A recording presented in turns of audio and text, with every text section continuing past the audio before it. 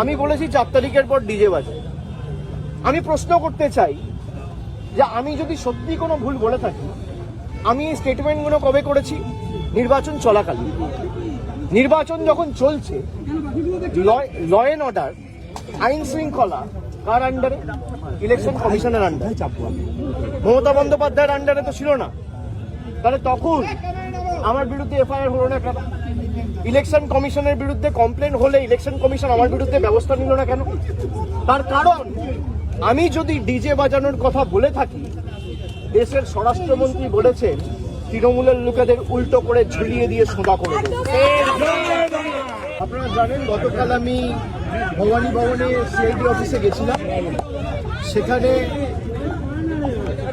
আমাকে প্রায় 5.5 ঘন্টা জিজ্ঞাসাবাদ করেছে তদন্তকারী সংস্থার প্রতিনিধি, এবং আমি তাদের সাথে সহযোগিতা করেছি। আমার লিগাল রাইট, আমি কোর্টে মুভ করবো। কোর্ট আমাকে 6টার মধ্যে গতকাল ভবানী ভবনে সিআইডি হেডকোয়ার্টারে সশরীরে উপস্থিত থাকার জন্য নির্দেশ দিয়েছি। আমি কমপ্লাই করে প্রায় 12-13 মিনিট আগে, 6টার আগেই কালকে ভবানী ভবনে গেছি, এবং 11:30টার কাছাকাছি ইন্টারোগেশন প্রশ্ন উত্তর পর্ব শেষ হয়। প্রায় 5.5 ঘন্টা ধরে, এবং আমাকে আবার সেখানে একটা নোটিশ দিয়ে আগামী 14 তারিখ অ্যাপিয়ার করার জন্য বলা হয়। আমি 14 তারিখ কলকাতায় আছি, আমি 14 তারিখ অ্যাপিয়ার করবো আবার। আমি কোনো তদন্ত এড়িয়ে যাইনি। আমাকে দিল্লিতেও তদন্তকারী সংস্থা যখন ডেকেছে আমি গেছি, কলকাতাতেও নিজাম প্যালেস হোক, এদিকে সিজিও হেডকোয়ার্টার হোক, ইডির কাছে হোক, আমি গেছি। আমি সবসময় তদন্তে সহযোগিতা করেছি, এবং আমার সামর্থ্য অনুযায়ী যতটুকু কেন্দ্রীয় তদন্তকারী সংস্থা বা এই মুহূর্তে দাঁড়িয়ে রাজ্যের গোয়েন্দা সংস্থা সিআইডির সাথে যেটুকু সহযোগিতা করা উচিত আমি নিশ্চিতভাবে করছি। আজকে আমাদের দলনেত্রীর বাড়িতে কিছু বৈঠক ছিলেন পূর্ব নির্ধারিত। সেখানে একাধিক বিধায়ক থেকে সাংসদ ছিলেন, এবং আমাদের মিটিংগুলো চলাকালীন খুব সম্ভবত 4:30-4:45 নাগাদ যে সিআইডির একটা টিম এসেছে আবার কোনো একটা আলাদা মামলায় আমাকে নোটিশ দিত। তো আমি আমার সেক্রেটারির মারফতে তাদেরকে অনুরোধ করি যে আমি এই মুহূর্তে আমার বাড়িতে সশরীরে উপস্থিত নেই বলে আপনারা চিঠিটা অন্য কাউকে দিয়ে দিন, সে রিসিভ করে আমার পক্ষ থেকে নিয়ে নেবেন। এবং আমি অনুরোধ করি যে আপনারা যদি আমাকে দিতে চান তাহলে আপনাদের অপেক্ষা করতে হবে, তার কারণ আমি এই মুহূর্তে আসতে পারবো না মিটিং থেকে বেরিয়ে। আপনি আপনার মতো করে যখন ইচ্ছা বাড়িতে নিয়ে বলবেন যে আপনাকে ছাড়া কাউকে আমরা দেবো না। আমি যদি বাড়িতে না থাকি তাহলে আপনাকে অপেক্ষা করতে হবে আমার ফেরার জন্য। এখন প্রায় 7:20 বাজে, আমি বাড়িতে ঢুকেছি, আপনাদের সাথে কথা বলছি 5-10 মিনিট হয়েছে। 6-7টার মধ্যে আমি বাড়িতে ঢুকেছি।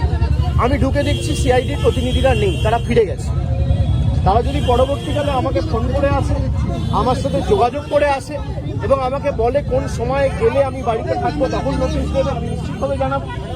আমি যখন বাড়িতে উপস্থিত নই সশরীরে, তখন যদি তারা এসে নোটিশ, তখন যদি তারা আসে নোটিশ দিতে এবং একদম স্পষ্টভাবে বলে যে আপনাকে ছাড়া কাউকে নোটিশ আমরা দেবো না, আপনার হয়ে কেউ যদি রিসিভ করতে চায় সেই সুযোগ পাবে না, তাহলে আপনাকে আমার ফেরার জন্য অপেক্ষা করতে হবে। তো আমি আপনাদের মাধ্যমে আমি অনুরোধ করবো যে যারা নোটিশ দিতে এসেছিল আপনারা যদি আসেন নিশ্চিতভাবে যোগাযোগ করে আসুন, আর না হলে অপেক্ষা করুন। আমি যখন ফিরবো আমি তখনই নোটিশটা আপনাদের তরফ থেকে আপনাদের কাছ থেকে নিতে পারবো।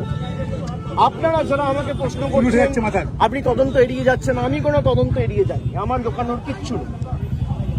আমি কেন্দ্র তদন্তকারী সংস্থার সম্মুখীন হয়েছি এখনো পর্যন্ত 8 থেকে 10 বার। যারা এতদিন ধরে তদন্ত চালাচ্ছে আমাকে যখনই ডেকেছে আমি গেছি। আমাকে সিআইডি সামান দিয়েছিল, প্রথম সামান 30 তারিখ। 30 তারিখ বিকেলে আমার উপর আক্রমণ হয়, আপনারা দেখেছেন। 48 ঘন্টা আমি বাড়ি থেকে বেরোতে পারিনি। আমি সময় চেয়েছিলাম, আমাকে 8 তারিখ ডাকা হয়েছে। 8 তারিখ আমি ছিলাম না। আমি 6 তারিখ দিল্লির উদ্দেশ্যে রওনা দিয়েছিলাম। ইন্ডিয়া জোটের মিটিং ছিল 8 তারিখ। তারা জানে যখন আমি দিল্লিতে, তখন 8 তারিখ বিকেলে নোটিশ দিয়ে বলা হচ্ছে 9 তারিখে আসুন। 9 তারিখেও আমার বৈঠক ছিল। আমি গতকাল সঙ্গে সঙ্গে যখনই আমি কোর্টের নির্দেশ পেয়েছি, আমি সঙ্গে সঙ্গে 6টার আগে গেছি এবং তারা যে প্রশ্নগুলো করেছে, আমি তো এখানে আলোচনা করতে পারি না, যদিও আমি দেখছি মিডিয়া অনেক কিছু বেরিয়েছে। আমায় কি প্রশ্ন করেছে, তদন্তকারী সংস্থার কাছে আর আমার সাথে কি আলোচনা হয়েছে, এটা মিডিয়ায় চলে আসছে। এবং আমি বাড়ি ফেরার আধ ঘন্টার মধ্যে আমাকে প্রথম প্রশ্ন কি করা হয়েছে, আমাকে দ্বিতীয় প্রশ্ন কি করা হয়েছে, আমাকে তৃতীয় প্রশ্ন কি করা হয়েছে, তার উত্তরে আমি কি বলেছি, সব আমি দেখছি মিডিয়ায় রিপোর্ট হয়ে গেছে। আমি এটা নিয়েও আগামী দিন হাইকোর্ট মুভ করব। আমি যখন তদন্তে কি আলোচনা হয়েছে কারোর সাথে আলোচনা করছি না, তার মানে আমি ধরে নিতে পারি তদন্তকারী সংস্থার কাছ থেকে মিডিয়ায় এই খবরগুলো লিক হচ্ছে। যদি লিক হয়ে থাকে, ইনভেস্টিগেশনের উদ্দেশ্য তো ঠিক না। সুতরাং আমি বারবার তদন্তকারী সংস্থা যেখানে আমাকে ডেকেছে আমি গেছি। আমি যদি কলকাতায় উপস্থিত না থাকি আমি তো যেতে পারি না। আমার সামর্থ্য অনুযায়ী যেখানে যখন প্রয়োজন হয়েছে যে মামলায় ডাকুন। আর এখন সরকার পাল্টেছে, এরা বিভিন্নভাবে মামলায় আমাকে ট্যাগ করবে। আমি শুনেছি যে মামলায় আজকে আমাকে নোটিশ দিতে এসছে, আমি বলেছি 4 তারিখের পর ডিজে বাজে। আমি প্রশ্ন করতে চাই যে আমি যদি সত্যি কোনো ভুল বলে থাকি, আমি এই স্টেটমেন্টগুলো কবে করেছি? নির্বাচন চলাকালীন। নির্বাচন যখন চলছে, ল অ্যান্ড অর্ডার, আইন শৃঙ্খলা কার আন্ডারে? ইলেকশন কমিশনের আন্ডারে। মমতা বন্দ্যোপাধ্যায়ের আন্ডারে তো ছিল না। তাহলে তখন আমার বিরুদ্ধে এফআইআর হলো না কেন? ইলেকশন কমিশনের বিরুদ্ধে কমপ্লেন হলে ইলেকশন কমিশন আমার বিরুদ্ধে ব্যবস্থা নিল না কেন? তার কারণ আমি যদি ডিজে বাজানোর কথা বলে থাকি, দেশের স্বরাষ্ট্রমন্ত্রী বলেছেন তৃণমূলের লোকেদের উল্টো করে ঝুলিয়ে দিয়ে সোজা করে দেবে। প্রত্যেক ক্রিয়ার সমান এবং বিপরীত প্রতিক্রিয়া রয়েছে। আপনি বলবেন জ্ঞানেশ কুমারকে যদি আমার এগেনস্টে অ্যাকশন নিতে হতো, তাহলে অমিত শাহর বিরুদ্ধেও অ্যাকশন নিতে হতো।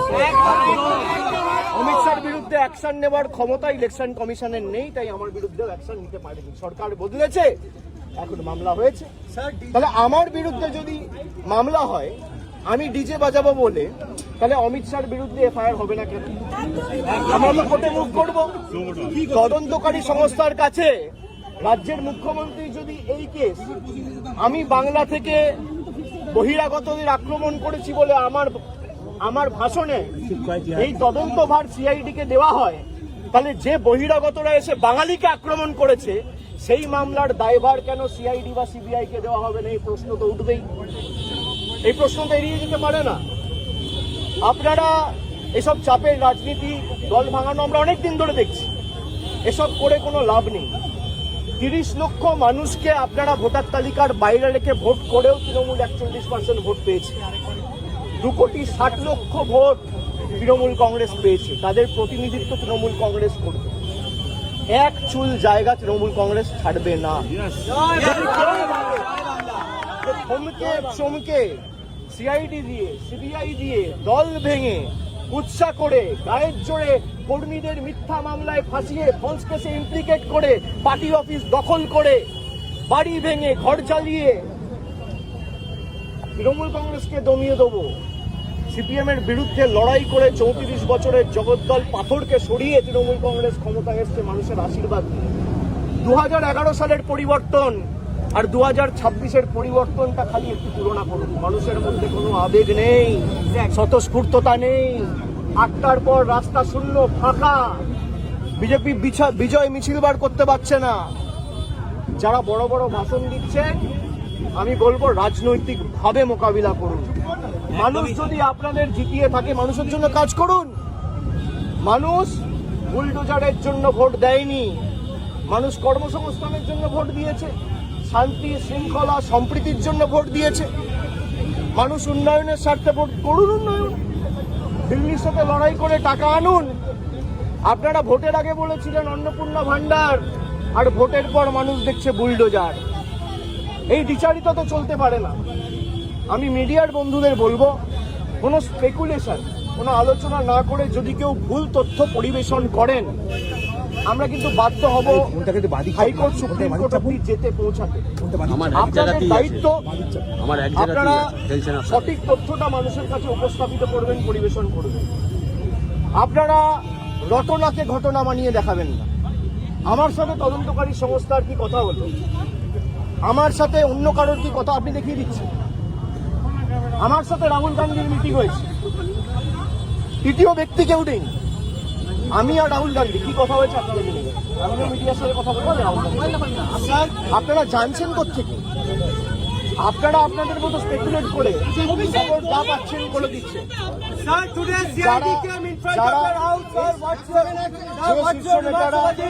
যে শীর্ষ নেতারা আমার বিরুদ্ধে কথা বলছে, দলে আলোচনা করার জায়গা রয়েছে। এবং আপনি স্পেসিফিক্যালি বলতে পারেন কল্যাণ বন্দ্যোপাধ্যায় বলেছে। কল্যাণ বন্দ্যোপাধ্যায়ের অধিকার রয়েছে আমাকে নিয়ে কথা বলার। কল্যাণ বন্দ্যোপাধ্যায়ের অধিকার রয়েছে আমাকে নিয়ে চারটে কটু কথা বলার। কল্যাণ বন্দ্যোপাধ্যায় আমাকে ছোট থেকে মানুষ করেছে, আমায় বড় হতে দেখেছে। আমি এই কথাগুলো নিয়ে খারাপভাবে নিই না। ওনার একটা ঘটনা হয়তো খারাপ লাগতে পারে, উনি বলেছেন, কিন্তু আমি আমার কোনো ব্যক্তিগত ক্রোধ বা আমার কোনো ব্যক্তিগত ক্ষোভ কল্যাণ বন্দ্যোপাধ্যায়ের বিরুদ্ধে নেই। আমি তাকে আগেও সম্মান করতাম, আগামী দিনেও।